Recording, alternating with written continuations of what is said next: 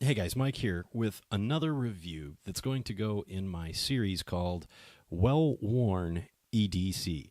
This is going to be a series of things that I carry with me every day that a lot of people carry with them every day that are very, very well worn. One of my big pet peeves about so many knife, watch, flashlight, any EDC stuff on YouTube that you see reviewed, it is brand new. And tell you the truth, that doesn't tell me all that much. I would much rather see something like the Spyderco Delica 4 that you see in front of you that is well worn, well loved indeed. And that's what it is with this knife. I love this knife. I've got quite a few different pocket knives, some more expensive than this, some less expensive. Who cares? This is my favorite. This is the Spyderco Delica 4 with the FRN scales, the fiber reinforced nylon, and the full flat grind and a VG10 blade. I love this thing. Now, don't get me wrong. It has not been without its problems. I've had very, very, very small issues with this knife. One of them being that well-worn pocket clip that you see. This happens on Spyderco knives. Well, I should say the black clips. This wear, this doesn't bother me at all. This is probably about 6 months. 6 months of daily use. It's fine. I like it. It gives it character. The problem that I had was the screws. The screws backed out on this. All of them in a fairly uniform fashion. And I lost one. I got exceedingly, exceedingly lucky with this, and I found it. I was very lucky to have lost this in my house. Because even if this was in my truck, there's no way I ever would have found it. These screws are microscopic.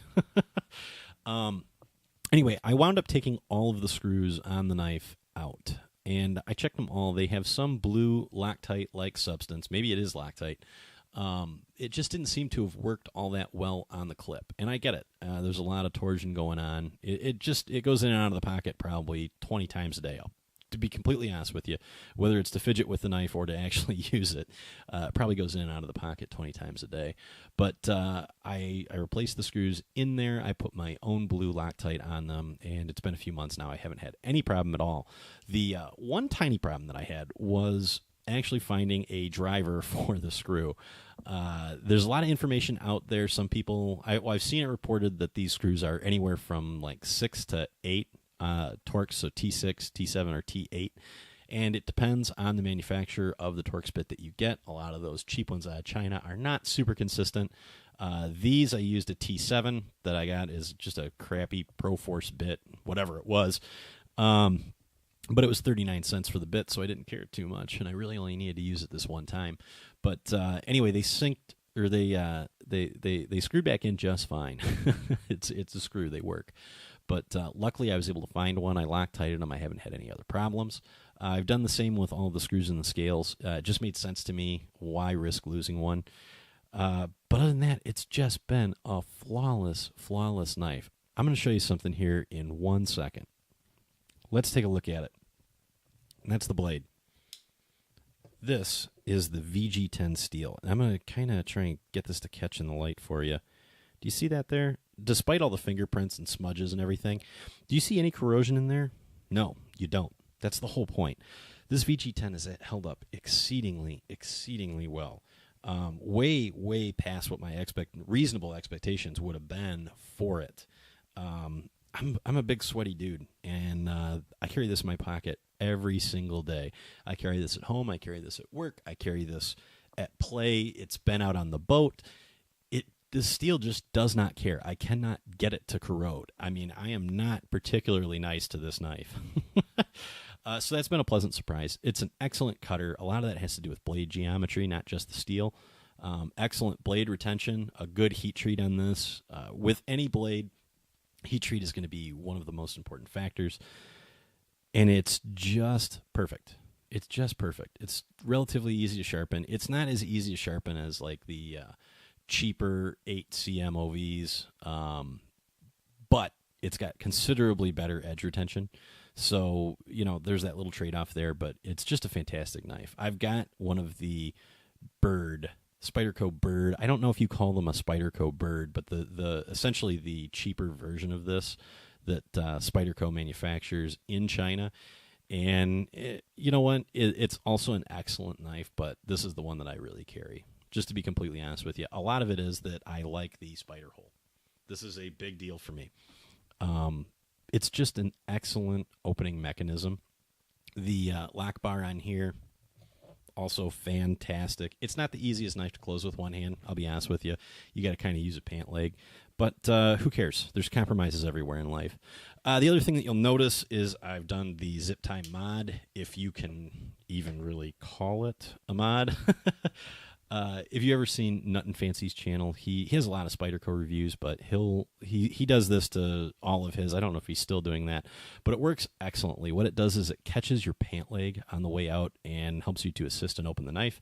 It works on pretty much all the pants I have, except for maybe one pair of Levi's. It just different pockets are cut different ways, so it works here, doesn't work there, but a worthwhile half a penny addition to the knife. I absolutely love it. It's got purple scales. I love this. I work out with the public, and this is not something that screams tactical.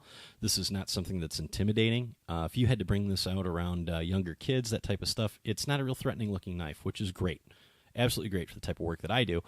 I just can't say enough good about this knife. My only major complaint is the size of the lanyard hole.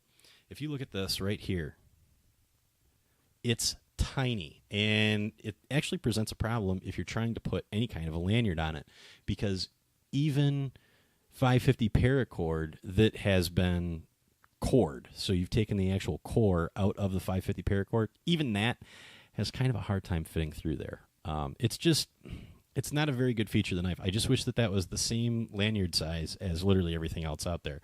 But I've just adopted the, manual of arms, the notion of just not running a lanyard on my primary pocket knife. So no big deal. I started using the clip a lot more. I used to be just an in-the-pocket carry kind of guy. I don't think that was necessarily the best way of doing things. I used to just grab the lanyard and pull the knife out. Now I'm using a lanyard on my keys and not on the knife. And the knife is being used on the just with the pocket clip. It's definitely not a deep carry pocket clip. There are those options out there. You can find them. It is replaceable. So if that's something that you really need, it's out there. But a lot of times those pocket clips are just about as expensive as the knife was. Like I said, this is somewhere around like a $65 knife on Amazon from any authorized dealer. They're generally right around in that range. Sometimes higher, sometimes lower. It depends on the scales, color, all that different stuff. So there are some different blade materials. There's a Damascus version of this out there. I've never seen that one in person, but it's not really my gig either. I'm a pretty plain knife kind of guy. But anyway, I just wanted to do this review. There's going to be more forthcoming in this segment, the well-worn EDC segment. Let me know in the comments if there's anything you'd like to see specifically, and if it's something that I have experience with, I'll let you know. If it's something that I don't have experience with, I'll let you know that too. Anyway, thanks for watching today, and I will catch you in the future.